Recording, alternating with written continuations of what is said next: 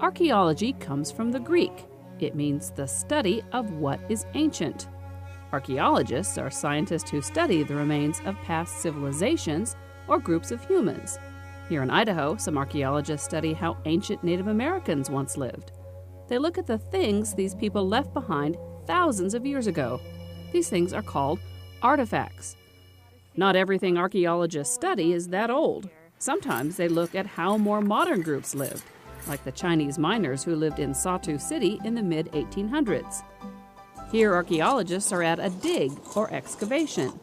The scientists carefully clear a site and write down or record what the area looks like. Then they dig through the layers of dirt and carefully sift through the soil to find any artifacts left behind. Some of the most famous artifacts come from ancient Egypt. Here, tombs, or places where kings and other important people were buried, have survived in the hot, dry sands. Archaeologists have uncovered lots of different things that tell us how ancient Egyptians lived and what they thought was most important. We know that Egyptians believed in an afterlife and that they filled their tombs with objects that were to help them in the afterlife. They believed that the objects served a specific purpose, and they also believed that some of them might actually come to life and help them in the afterlife. And this is an example of a terracotta sculpture that would have been created in about 3650 BCE. So again, it's about 6,000 years old. The bottom part has been painted, and you can see that the top hands have been broken off a little bit so that it hasn't survived completely intact. This is a sculpture made out of limestone, and 4,500 years ago it actually also would have included paint, but that paint has worn off over the last 4,500 years. It was very important to ancient Egyptians that their sculptures were made out of very durable materials because they wanted their artwork to last for an eternity, which is how long they thought the afterlife would be. It would have been important to have a sculpture like this in your tomb so that your afterlife was easier than your life on earth.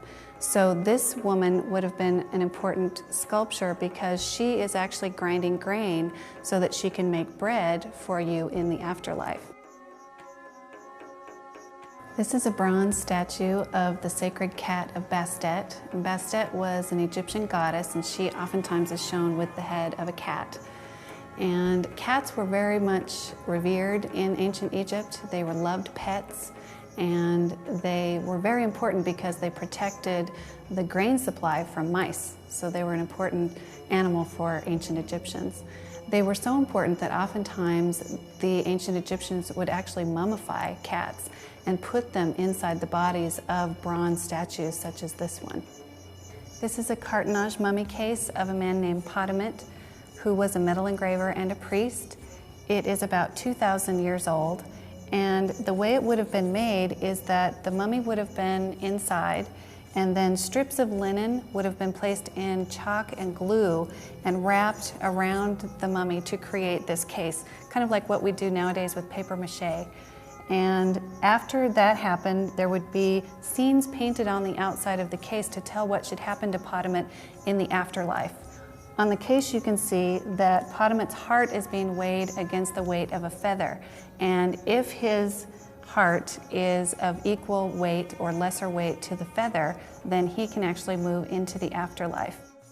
Archaeologists are scientists who study human cultures of the past, and one way that we can learn about these past cultures is through the objects that they actually find in the tombs. In fact, ancient Egyptians have been gone now for over 2,000 years, so about the only way we can learn about this culture is by archaeologists going in and finding these objects.